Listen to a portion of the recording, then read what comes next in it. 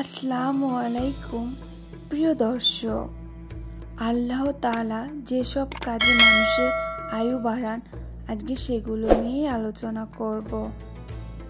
মৃত্যু নির্ধারিত, প্রত্যেক মানুষ নির্ধারিত সময়ে মৃত্যুবরণ করবে। তবে এমন কিছু কাজ আছে যে কাজগুলো করলে মহান আল্লাহ বান্দার আয়ু বৃদ্ধি করে দেন।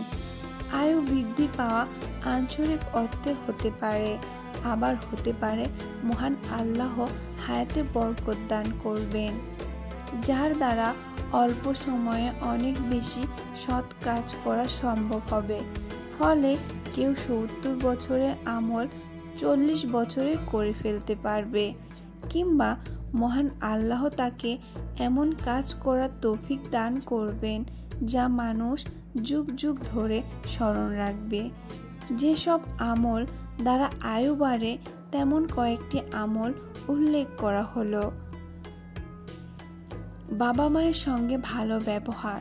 হযরত সালমান ফার্সি রাদিয়াল্লাহু তাআলা বলেন, হযরত রাসূল সাল্লাল্লাহু আলাইহি সাল্লাম বলেছেন, দোয়া ছাড়া অন্য কোনো কিছু ভাগ্যের পরিবর্তন করতে পারে না, এবং মাতা পিতার সঙ্গে সদ্য ব্যবহার ছাড়া অন্য কিছু হায়াত বাড়াতে পারে না। জামে তিরমিজি। আত্মীয়তার বন্ধন ঠিক রাখা। আত্মীয়তার সম্পর্ক ঠিক রাখা ইসলামে একটি গুরুত্বপূর্ণ বিধান। যারা আত্মীয়তার বন্ধন ঠিক রাখে তাদের জীবনে মহান আল্লাহ অদৃশ্য বরকত দান করেন।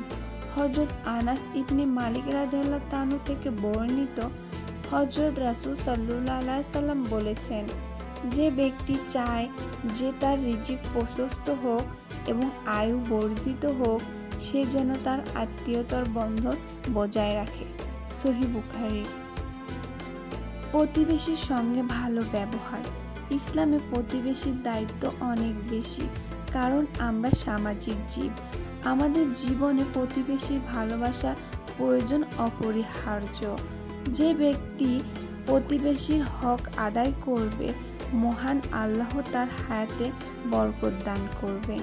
হযরত আয়েশা রাদিয়াল্লাহু তাআলা থেকে বর্ণিত, হযরত রাসূল সাল্লাল্লাহু আলাইহি সাল্লাম বলেছেন, আত্মীয়তার বন্ধন বজায় রাখা, চরিত্র সুন্দর করা এবং প্রতিবেশীর সঙ্গে সদ্য ব্যবহার রাখায় দেশ আবেদ থাকে এবং আয়ু বৃদ্ধি পায়।